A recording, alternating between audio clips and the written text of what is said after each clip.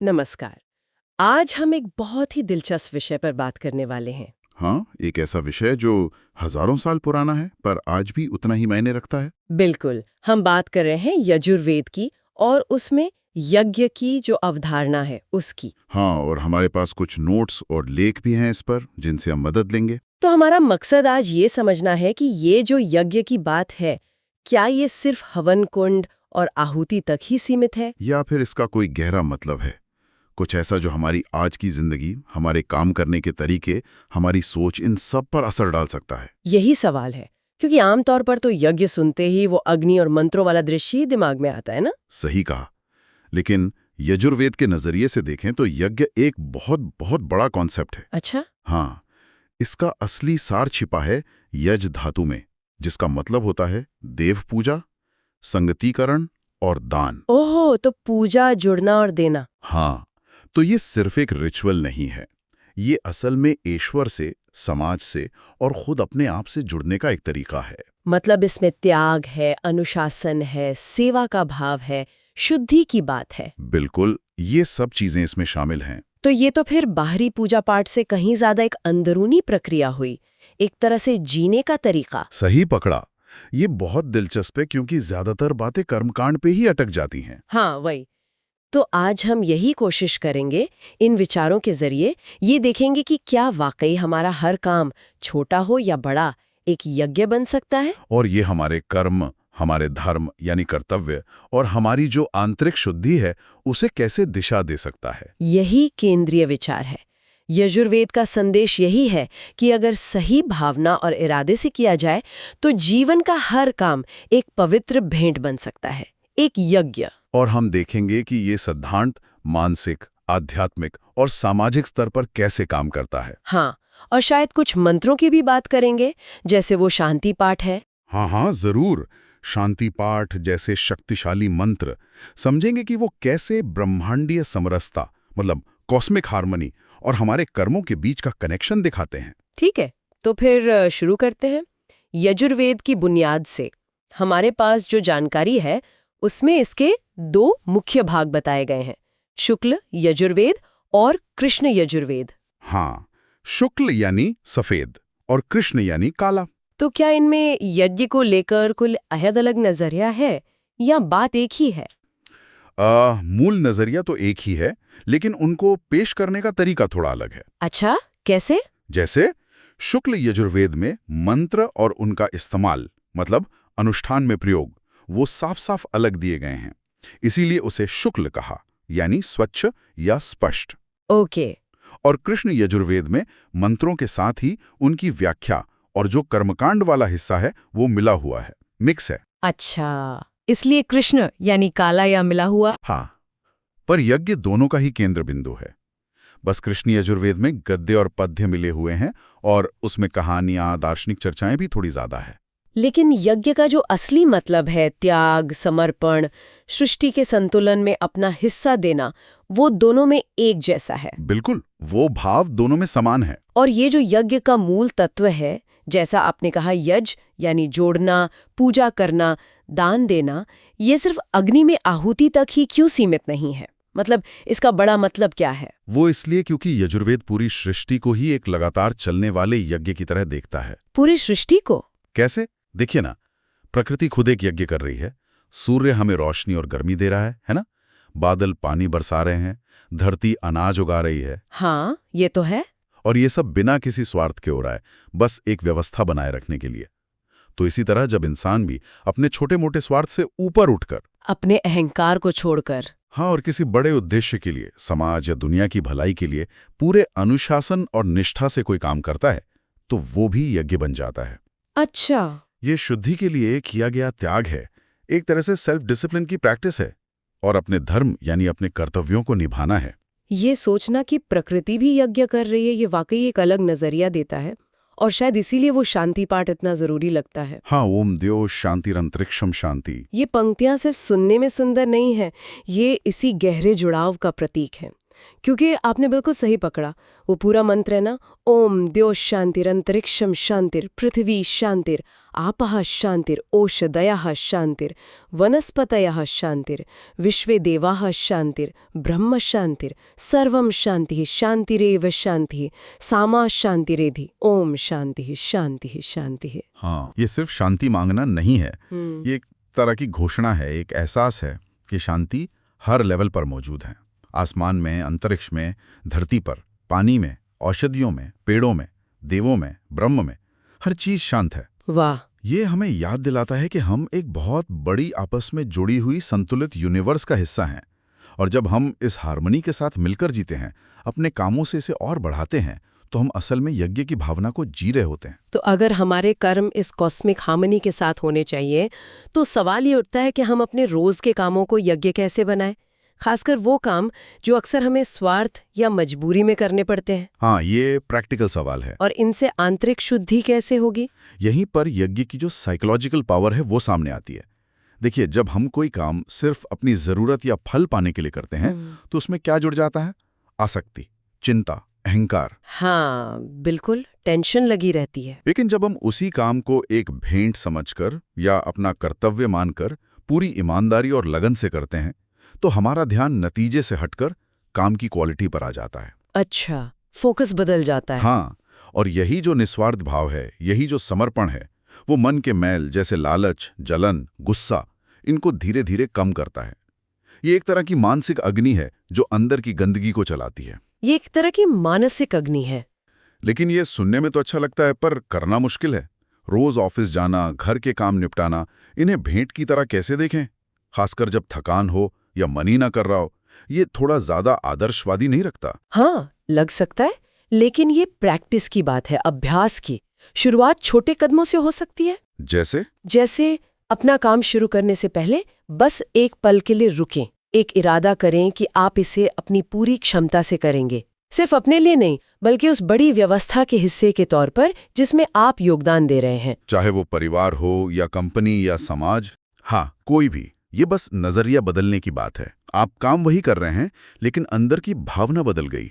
ये एक मिनी यज्ञ जैसा हो गया। हमारे स्रोतों में एक अग्नि स्तोत्र का जिक्र है, अग्निर्मूलम सर्वभूतानाम। क्या ये इसी आंतरिक अग्नि की ओर इशारा कर रहा है? हाँ, काफी हद तक। वो पूरा श्लोक कुछ इस तरह है, अग्निर्मूलम सर्वभूतानाम अग्निः पितरश्च देवाश्च अग्निरंतरिक्षे च वसुधे यज्ञोषु सर्वेषु पूज्यः सदा। इसका मतलब क्या हुआ? मतलब अग्नि सभी प्राणियों का मूल है, अग्नि ही पितर और देव है, अग्नि अंतरिक्ष और पृथ्वी में है और सभी यज्ञों में हमेशा पूजनीय है। तो यहाँ अग्नि सिर्फ वो लकड़ी जलाने वाली आग नहीं है। अच्छा, ये जीवन की ऊर्जा है, परिवर्तन की शक्ति है, शुद्धि का प्रतीक है। जैसे भौतिक आग लकड़ी को जलाकर राख और ऊर्जा में बदल देती है ना, हाँ, वैसे ही यज्ञ की भावना से किया गया कर्म हमारे अंदर की नेगेटिविटी को बदलता है, हमें शुद्ध करता है। ये हमारे कर्म को एक नई ऊर्जा, एक सार्थकता देता है। ये जो बदलने वाली बात है, ट्रांसफॉर्मेशन, ये महत्वपूर्ण है। तो इसे जीवन में उतारने के कुछ और ठोस तरीके क्या हो सकते हैं? जैसे सुबह की शुरुआत कैसे करें? बहुत आसान तरीका है। सुबह उठकर सिर्फ 5 मिनट बस शांत बैठ जाएं या हल्का ध्यान कर लें और दिन के लिए एक पॉजिटिव इरादा तय करें। कैसा इरादा? कुछ भी, जैसे आज मैं धैर्य रखूंगी या आज मैं किसी की मदद करने की कोशिश करूंगा। ये एक व्यक्तिगत यज्ञ है। आप अपने मन को शांत और फोकस रखने के लिए अपना समय और ऊर्जा लगा रहे हैं। और काम या रिश्तों के मामले में? काम पर मान लीजिए किसी सहकर्मी की मदद कर दी, बिना ये सोचे कि मुझे बदले में क्या मिलेगा, या कोई प्रोजेक्ट है उसे पूरी लगन से पूरा किया, भले क्रेडिट शायद किसी और को मिल जाए। रिश्तों में सामने वाले की बात को वाकई सुनना, ध्यान से, बिना अपनी बात ऊपर रखने की कोशिश किए, ये भी एक यज्ञ है। यहाँ आप अपने अहंकार को थोड़ा पीछे रख रहे हैं। सही बात है। और बड़े लेवल पे देखें तो समुदाय के लिए कुछ करना, वॉलंटियर करना, किसी जरूरतमंद को छोटा सा दान देना या अपना थोड़ा समय देना, ये सब आज के सामाजिक यज्ञ के उदाहरण हैं। आप समाज रूपी यज्ञ कुंड में अपनी आहुति डाल रहे हैं। ये जो बात है निस्वार्थ कर्म की और फल की इच्छा से मुक्त होने की, ये तो भगवत गीता के कर्मयोग के बहुत करीब लगती है। हाँ, बिल्कुल। तो क्या यजुर्वेद का यज्ञ और गीता का कर्मयोग एक ही चीज है या इनमें कोई बारीक सा फर्क है? इनमें बहुत गहरा रिश्ता है। आप कह सकते हैं कि आत्मा एक ही है, दोनों का सेंट्रल मैसेज यही है, कर्म करो, अच्छे से करो, लेकिन फल में मत अटको। तो फर्क क्या है? फर्क शायद फोकस में है। यजुर्वेद यज्ञ को उस कर्म या क्रिया के रूप में देखता है जो समर्पण भाव से किया जाए।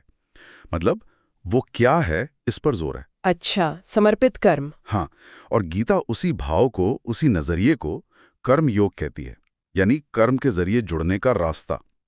वो कैसे करना है, इस पर जोर देती है, अनासक्त भाव से। समझ गई, यज्ञ क्या है, कर्मयोग कैसे है। बिल्कुल। गीता का वो मशहूर श्लोक है ना, कर्मण्येवधिकारस्ते मां फलेषु कदाचन मां कर्मफल हेतुर्भूर मां ते संगोस्त्व कर्मणि। ये तो एकदम यज्ञ वाले कर्म का मूल मंत्र लगता है। एकदम सही। कर्म करने में ही तुम्हारा अधिकार है, उसके फलों में कभी नहीं। इसलिए तुम कर्मों के फल की इच्छा से कर्म मत करो, और कर्म न करने में भी तुम्हारी आसक्ति न हो। ये श्लोक यज्ञ की भावना को पूरी तरह से कैप्चर कर लेता है। हाँ। आप अपना बेस्ट दीजिए, उसे एक भेंट की तरह ईश्वर को या उस बड़े उद्देश्य को अर्पित कीजिए, और फिर जो नतीजा आए उसे स्वीकार कीजिए, चाहे वो आपकी उम्मीद के मुताबिक हो या ना हो। इससे एक मानसिक स्वतंत्रता मिलती है। आज की दुनिया में जो इतनी भाग दौड़ वाली है, इतनी रिजल्ट ओरिएंटेड है, उसमें ये सिद्धांत कितना प्रैक्टिकल है? लोग लगातार प्रेशर में हैं, टारगेट पूरे करने हैं, उम्मीदों पर खरा उतरना है। हाँ, ये सवाल उठता है। ऐसे में बिना फल की चिंता किए काम करना कैसे मुमकिन है? क्या इससे परफॉर्मेंस पर असर नहीं पड़ेगा? लोग ढीले नहीं पड़ जाएंगे? ये एक आम गलतफहमी है कि अनासक्ति का मतलब है उदासीनता या लापरवाही। असल में होता उल्टा है। उल्टा? कैसे? जब हम नतीजे के डर या लालच से आजाद होकर काम करते हैं, तो हमारा पूरा ध्यान, पूरी एनर्जी प्रोसेस पर लगती है। हम ज्यादा शांत होते हैं, ज्यादा क्रिएटिव होते हैं और ज्यादा कुशल भी। क्योंकि चिंता में दिमाग नहीं उलझता। बिल्कुल।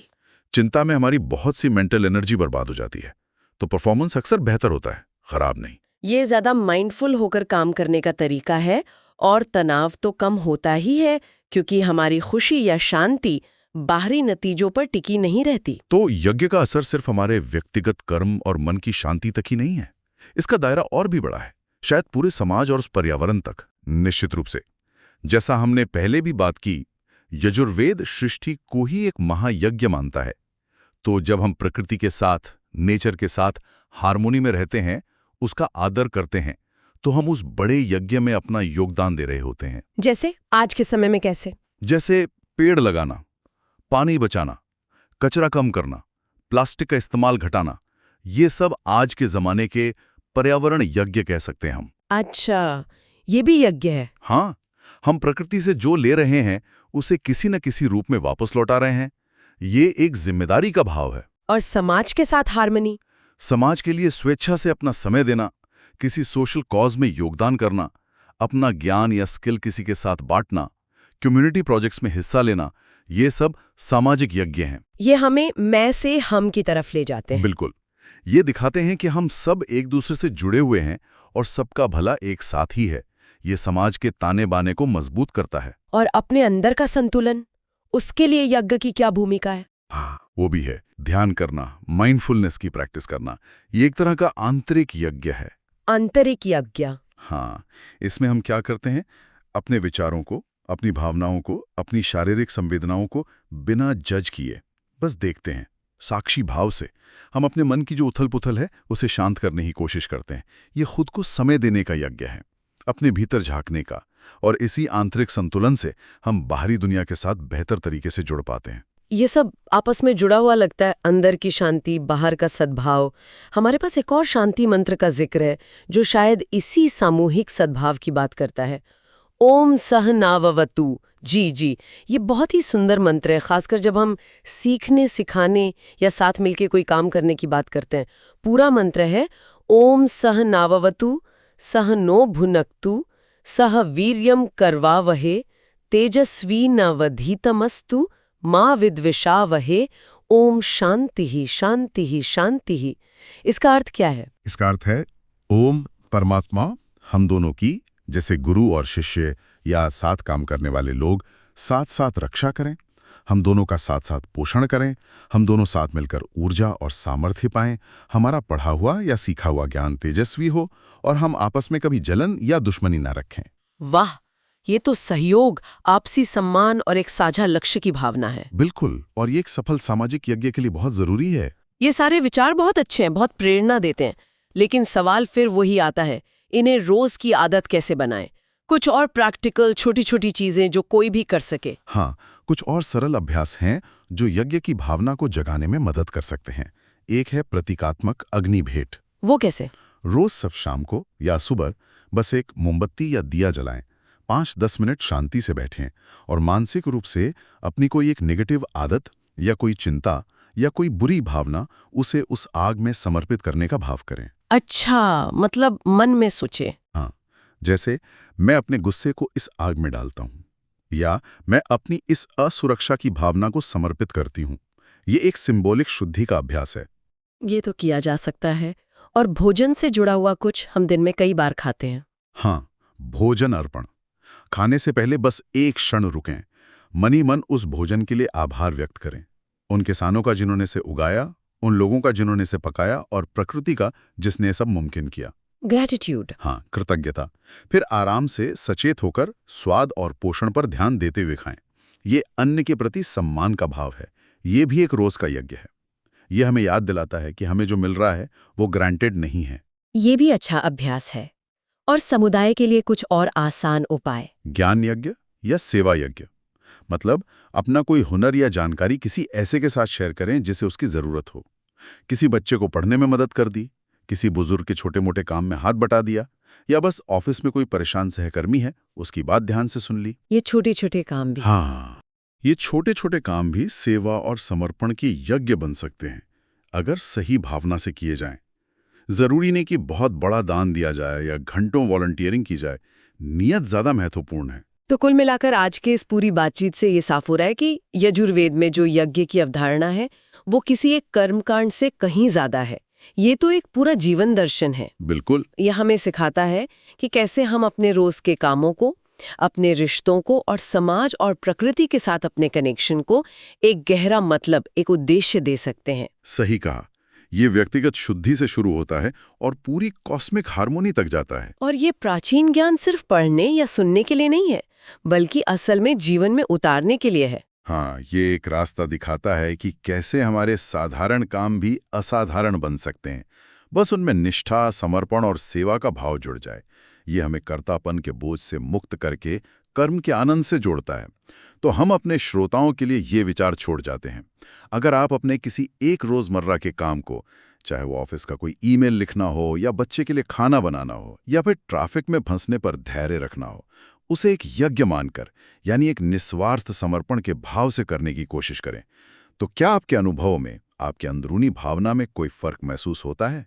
और यज्ञ की कौन सी आज की व्याख्या, चाहे वो कर्मयोग हो या पर्यावरण यज्ञ हो या फिर सेवा यज्ञ, आपको अपने जीवन के लिए सबसे ज्यादा सार्थक और अपनाने लायक लगती है? इस पर जरूर सोचेगा।